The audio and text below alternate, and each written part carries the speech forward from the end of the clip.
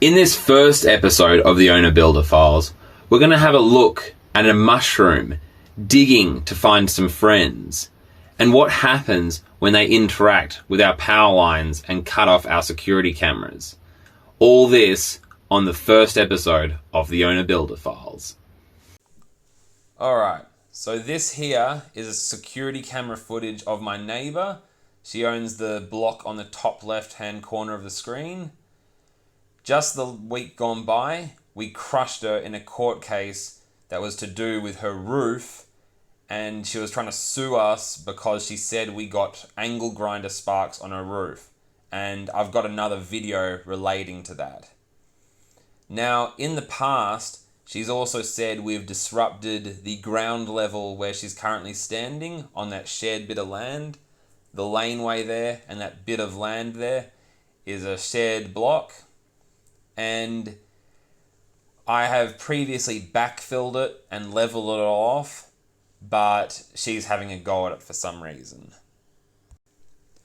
So in my opinion, she's just really, really pissed off that she paid about $500 in court application fees and the judge basically said her case sucked.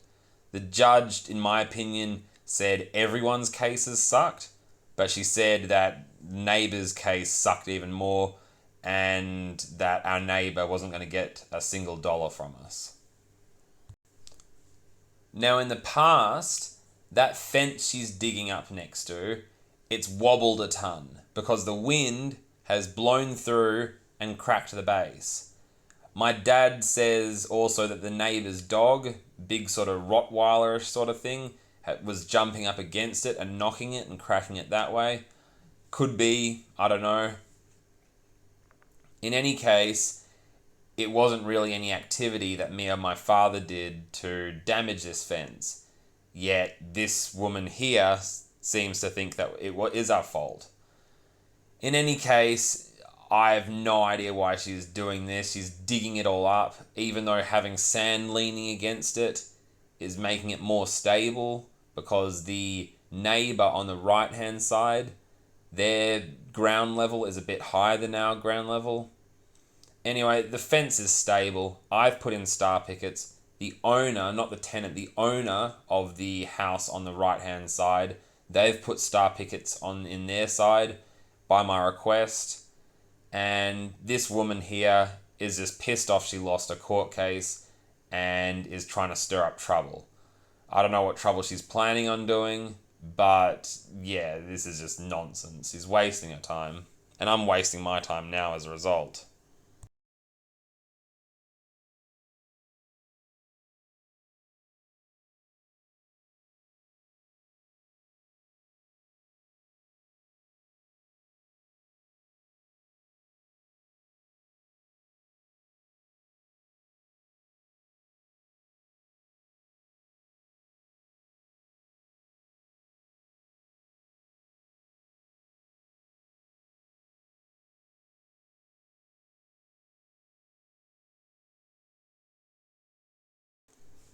So I suspect she's absolutely pissed that she's been crushed in court over her roof, and now she wants to stir up new trouble, waste more court time by digging up this and photographing it, as she will in a bit, and she's going to launch some new court case saying that we broke it.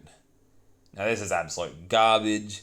We have dug away sand there, but that's not the reason it broke. These Hardy Flex fences break all the time from wind, and it's possible that the neighbour's dog also caused some damage. I don't know. You can see the dog just there. Well, that's the new dog. It was that dog's father, who's now dead, who used to run up and launch itself against the fence. Now, the fence is actually broken at multiple places, including where we have never dug. So all the nonsense and trouble that this woman kicks up, it's all just junk. She doesn't have anything to go by, and she's probably just got a bit much time on her hands. To be fair, I've got a bit much time on my hands. That's why I like doing these YouTube videos. But yeah, this is just nonsense what she's doing here. I will make a note based on her behaviour that it's completely fine to hang around the edge of her property and just take photos of everything. I know now I don't have to keep myself to myself because she isn't. If I was wandering that close to her property, she'd go ballistic. And so I think I will from now on. I'll feel free to muck around right next to her place and not feel that I have to keep moving or do anything.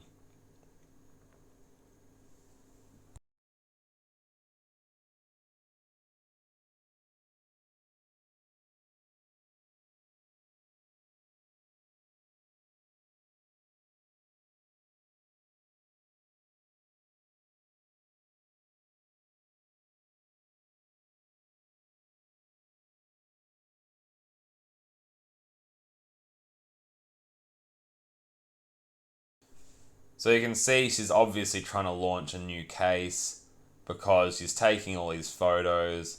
I don't know what she thinks will come of it. This is a three-way shared fence. These crappy Hardyflex fences always fall down. I used to, for a job, basically, like I was a fence worker. We put up new ColourBond fences. Half the time it was removing asbestos. The other half it was these things had fallen down by their own accord. So she's now raking over everything.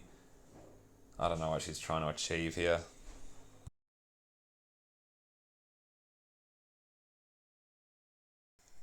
Now, all of this is absolutely fine. There are hundreds of neighbours around the world who are like really annoying and do weird stuff like this person here. Now, all this is fine up until the point where she goes and knocks out our power. Now, you'll see it go black in a sec, and that's her knocking the wire, pulling out the thing by accident, and there's a bit of a time lag so you don't actually see it. But next thing is me after I've plugged it back in a couple of hours later, and it boots itself up and it starts filming again. So it zooms in straight to that. Now, if I hadn't been there to plug it back in, the cameras wouldn't be working. And we could have been stolen from, and we wouldn't know who caused it, who the criminal was stealing stuff, all because she decides to knock out our power. And I'll show you a photo in a sec of how I found it when I got back. And this here is how I found it. All the cables unplugged, green spray paint painted everywhere. It's just like, it turned off the security cameras. We could have been robbed and we'd never know who robbed us.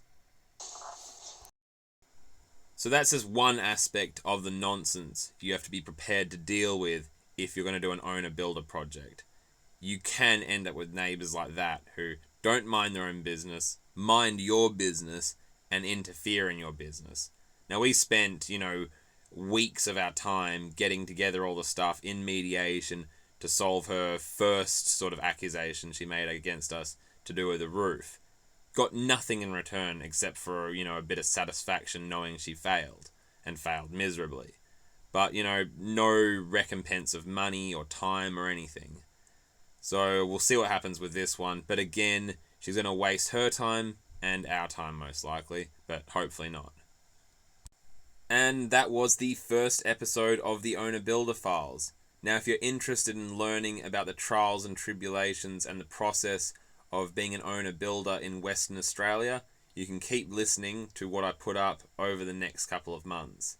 Anyway, thank you and have a good afternoon.